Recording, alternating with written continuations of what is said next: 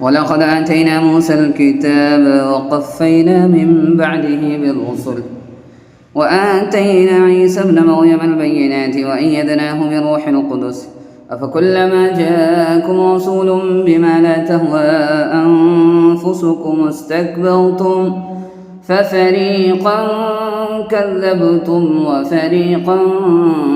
تقتلون وقالوا قلوبنا غلف بل لعنهم الله بكفرهم فقليلا ما يؤمنون ولما جاءهم كتاب من عند الله مصدق لما معهم وكانوا من قبل يستفتحون على الذين كفروا فلما جاءهم ما عرفوا كفروا به فلعنة الله على الكافرين بئس ما اشتروا به أنفسهم أن يكفروا بما